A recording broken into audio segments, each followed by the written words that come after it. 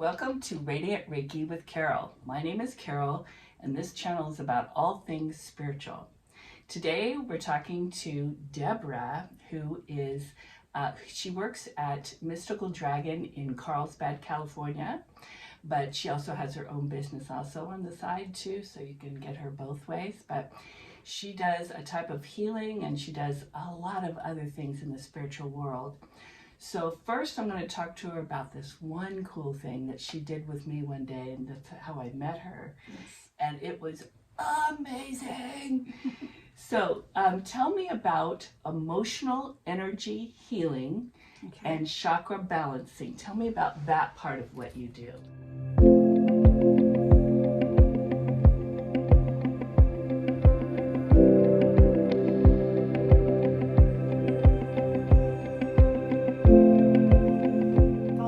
Healing and energy clearing is based on the fact that your subconscious holds everything you've ever heard, seen, been told, true or false, or positive or negative. It doesn't know how to tell what's good for you. So when you're going through issues in your life, it will go, oh, what does this feel like? And where is this coming from? And it can take you back to being 2 years old or 4 years old, or even in the womb up to 15, somewhere around there, where you didn't have all your emotional maturity level, you didn't have your voice, and you didn't have any power. And it gives you that emotion to deal with what's happening to you at that time. So you end up not being able to manage that situation. So if you've ever felt like you're in something and you're going, why can't I get a handle on this? It's because you have a 2-year-old running the show. So what I do is I go in, find out where in your body that this emotion is being stored and what age it's coming from and what the emotion actually is, if it's fear or if there's something else there, frightfully overjoyed, anger, resentment, whatever it is. Find out where that's at, and then I clear it, because then we go back to that time frame and see what was happening for you then, and then we can clear that emotion and bring you back to your power of now, and you'll be able to deal with things on a much more mature basis, bringing you into your maturity level of now so that you can deal with it all. Yeah, because sometimes that inner child likes to take over, and Definitely. It's never good when a child's in charge of you. Never Nope. good. And that's what happens in our lives. Our whole lives are generally a process of building our lives up, and then all of a sudden you'll notice something may happen, some little thing, and bam, everything just falls apart. And we've all gone through this. And it's because you're getting to an emotional level and your subconscious has something where it's already has a program in it that says, you're not good enough for this. You can't be successful. What are you trying to do? And it tries to protect you from having a problem. So then everything falls apart. So you're not in that position of having to take all the responsibility to be successful in your life. But that's not where you want to be. No. You want to be successful. Yeah. But your subconscious thinks that it's protecting you, because that's its job, is to keep you from getting hurt. So it gives you this energy or this wording of, oh, I'm sorry, you can't do that because you're not mature enough, or you're not smart enough, or you're not pretty enough, or you're not enough. So, that kind of thing. No, so then when we have that cleared, we can keep climbing that mountain and get to wherever we want to be, because we'll be in our emotional maturity level of our true time and where we're at. Absolutely. That's what we want. Yes. And then on top of that, I do the chakra clearing as well, because once you clear all those emotions, you'll find out that the chakras can get a little shut down because of all that energy that you've been carrying around all the time. And a lot of times it's mainly your crown chakra gets shut down. And when that crown chakra is shut down, it doesn't give you the life force energy that's coming through that you really want to have and deserve to have. So we open those up as well. Can you do any of this remotely, or is this an in-person kind of thing? I can do some remotely. It's always a lot more effective if it's in person, to me, because I like to be with that person and find out what's going on and get the real specifics. But I have done it remotely, and I've done a lot of other things. I do other types of energy work as well. So we can do a lot of it remote. I do a lot of Zoom calls. Good. Okay, cool. I mean, a lot of these people live in San Diego area, but some of them don't. Yeah. And anything that you call me with, I can generally figure it out, get it cleared. We can go back and I'm a hypnotherapist as well, and you can do hypnotherapy over Zoom. Yes, you can. Well. Absolutely. My daughter used to do that. Yeah. So she put me under a lot of times. I was her practice girl. That's good. Well, okay, so we decided that it might be a good idea if she does a demonstration with me right now, just of one thing. Now, normally what she would do is start didn't you start at the top? Yeah, I start at the top and just work my way down to see where the emotions are. And that would take a while, so that would be boring to watch. But we're just show you the one thing that she might do, right? Right. So we're gonna see. There's always stuff in there. Always. No matter how cool you are and how, successful you are, there's stuff in there that you don't even know about. You'll be surprised. Right, because are they always surprised too, right? People are always surprised at what comes up. And they just are like, wow, I wouldn't have thought that would be it. Or they'll say, I haven't thought about that since I was 2 years old. Or And it's amazing because you will find people going back to being as young as 2 years old and sometimes younger. And most of the time they say you don't remember anything before, 2 really. But I guess you could maybe at 1, but it takes a lot. But things will come up and it's associated with someone in your life or some incident in your life that's blocking you. And what I do is I get that information of who it was, what age you were, and what was going on at that time, and who was around you. And then we can clear that so that you can come back to your power of now. Yeah, I think one time you got mine was in utero. Yes. Because you were asking, so did your mom have a difficult birth? And she didn't, but I was the 6th. Yes. And she was worried that it was going to come too soon, and there was a big snowstorm because my birthday's in February, and that my dad was racing through the snowy streets trying to find a cop who would lead the way to the hospital so she wouldn't have the baby in the car. So yeah, she was a little uptight. Yes, and that's the thing. We actually can hear and feel emotion and different things we can actually hear when we're in the womb as well. And the emotion that our parents are feeling or our mother is feeling, basically, even arguments they have or things that are going on with them, you will pick that up and you will carry that through with you. A good incident is I was born a month late and my entire family was there waiting for my grandparents, and they had a 2-room house. And they would not go home. And my mom said they wouldn't go home. Oh my gosh.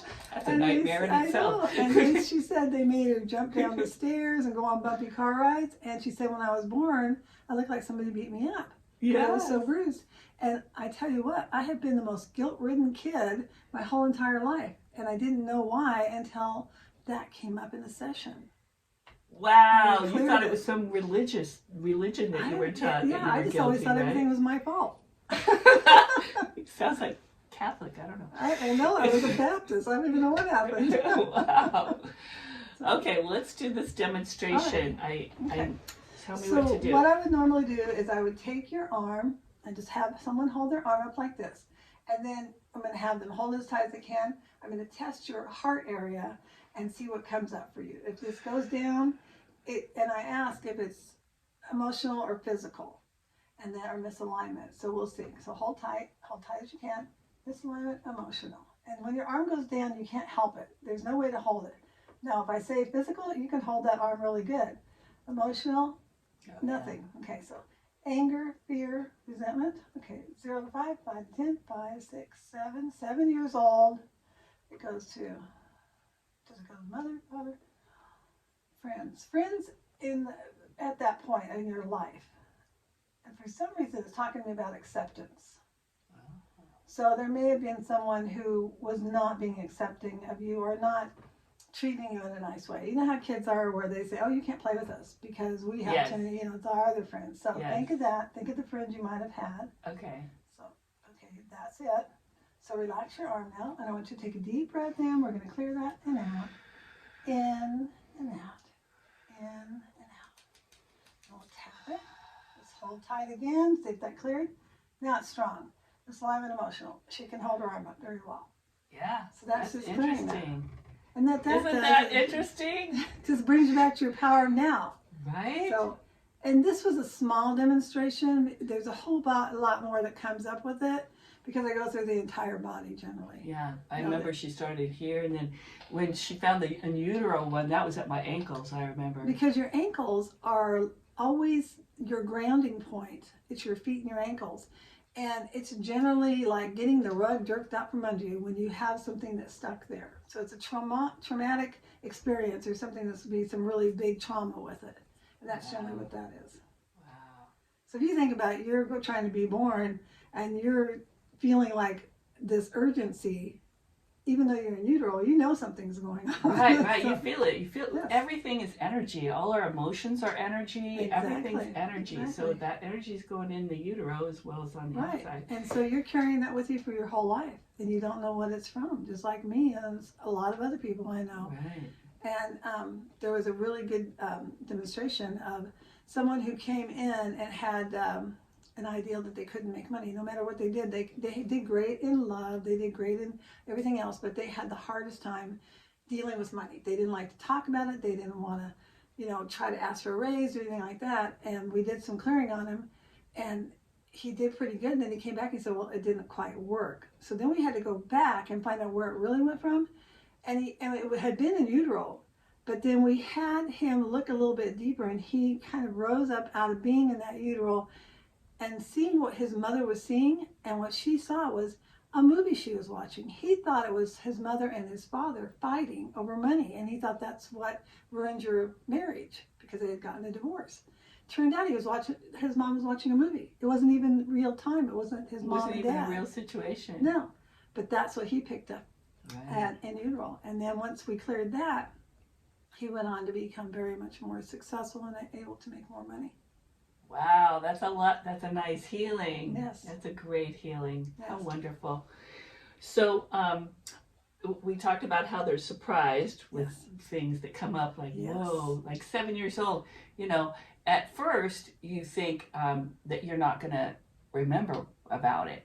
But usually with a little bit of just a moment or two, it comes up. Yes. Especially because you give specifics like you got your feelings hurt. Yeah, or someone that didn't include you, or whatever it is. And generally, but we talk through a little bit, and then the whole thing comes up. And I'm also a psychic medium, and so I do use my psychic abilities when things are there, and sometimes I'll say, okay, was this happening to you at this time? And people are like, well, yeah, that is what happened. Yeah. So, Yes, I remember one time you asked my guides or whatever about, because it was about a boyfriend in college, and I went, which one? And so I'm like, was it this guy or this guy? Yeah. And you asked, and they told you. Mm-hmm. Yeah, that was interesting. And it was then it all made sense. Okay, so tell us, since you brought it up about you being a psychic medium, tell us about that too. Okay, well, I'm a psychic medium, which means that I do see things that are going on with you. When people come to me to do readings for them, I can see what's going on in their life and what could be coming up for them, and help with moving them through the process of getting where they want to be. And then I also have mediumship skills where people who have passed, loved ones who have passed, will come through and give them information, or sometimes it's just to help them with their grieving process. I've had people whose parents have died, or had tragedy in their life. People have had a lot of tragedy, and COVID and suicides and things like that. And people do pass quite often. So they come in, and I can do a reading for them and give them some clarity of what's going on with their loved ones who passed, and hopefully give them some, I guess, help them get through the grieving process and give them more emotional balancing on it. Well, I think it also lets them know that they're right here. They're right they here. The are. Other side of the veil is just right here. And I do tell people, talk to them. They can hear you. Yeah, they can always hear you. And you can make an appointment with your loved one who's on the other side. You can make an appointment with them. Say, I have this appointment with Deborah at this time, at this date. I would like you to come and talk to me that day. Yep. And they will. And I've had a lot of people that came in, and what I got was they had been just waiting for their family member to come in and talk to somebody. It didn't have to be me, but some medium, so that they could get a message across. Because we think that we're not seeing signs from them. And everybody says, well, I've been waiting for him to come to me in my dreams, or, see something. And sometimes we don't remember our dreams, or we foo-foo it off. But I'll tell you what, if you have a dream and they're there and it feels like it's so real, they are really visiting you. I mean, I've had it where I could smell them, feel them, everything. Yeah. And it's always surprising. And also, a lot of times they leave change.